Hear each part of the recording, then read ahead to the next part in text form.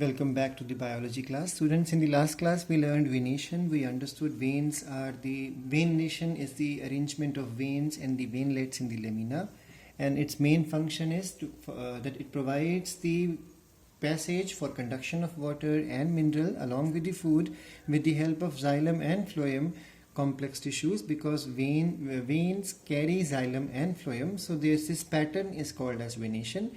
And we learned that in the case of ferns, furcate type is the most common type of venation, but in the case of the flowering plants or the angiosperm, the two main venation possible are reticulate and the parallel one. Reticulum word means network, so network is visible in the dicots, but these are two exceptional dicots which carry parallel venation.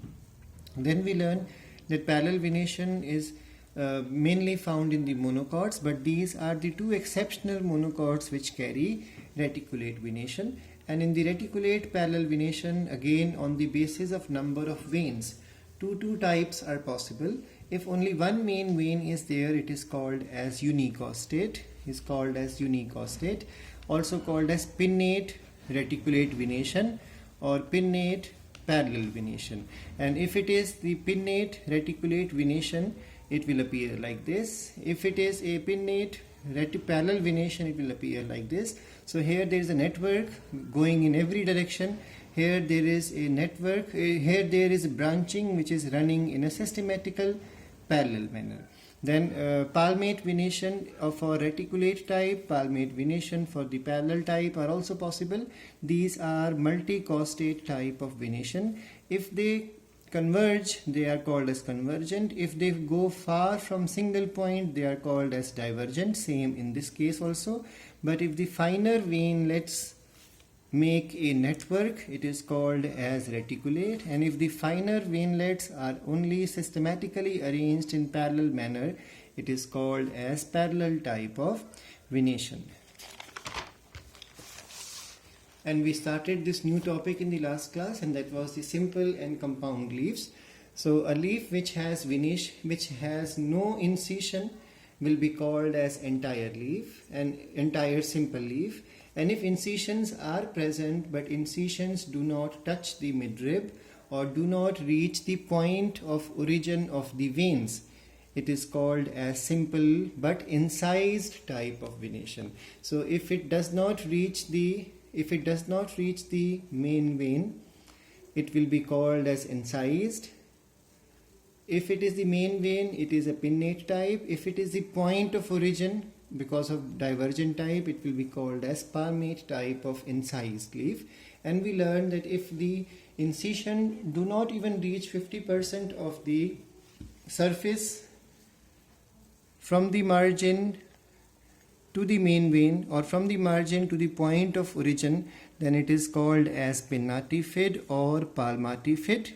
If it reaches 50% or more than 50%, it is called as pinnatipartite or palmatipartite. And if it reaches almost the midrib or almost the point of origin, that means almost 100% incision, you call it as pinnatisect and palmatisect. This is very common in cannabis. Bhang ka podha you would have seen.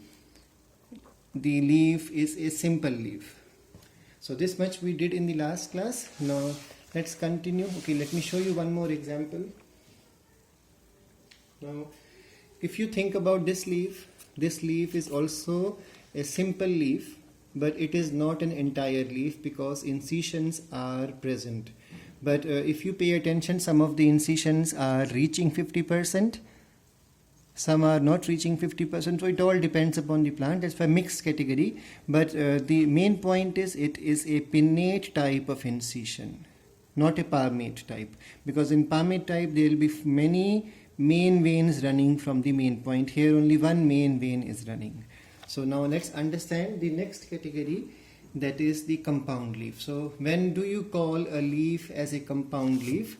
When incisions divide the lamina into lobes. Remember, lobes are also called as pinnae. Pinna is for one, and pinnae, you put a e at the end, it will become plural. So incisions divide the lamina into pinnae or lobes, And reason is what? Because incisions are touching the midrib. So now let's come to the compound leaves in detail. Compound leaves have, remember, they will have the leaflets or the pinnae, and now the midrib is called as rachis. So remember, if you consider this as a leaf, imagine for the second that this is the midrib of the leaf. Now what you are considering is that the leaf margin is going to turn inside and will touch the midrib. So what will happen now? If this leaf undergoes a modification, and remember there are veins, branchings of the main vein also present like this. Now imagine for a second that this leaf starts undergoing incision in such a manner that this whole margin starts coming close to the midrib. So what will happen now? This whole leaf will turn into small leaflets. These are called as leaflets, also called as the pinnae. This has happened because the margin has undergone incision inside direction, and incision has successfully reached the midrib. Now this midrib would be called as rachis, and these small lobes, I told you on the last sheet also, these small lobes which have developed from the lamina are called as pinna for single, pinnae for plural. I hope this point is clear. So this shape is called as pinnate type. Now why pinnate type? Because there is a single unicostate. Remember, whenever there is unicostate word will always have pinnate. So because only one main vein is there, that's why it is called as a pinnate type of compound leaf.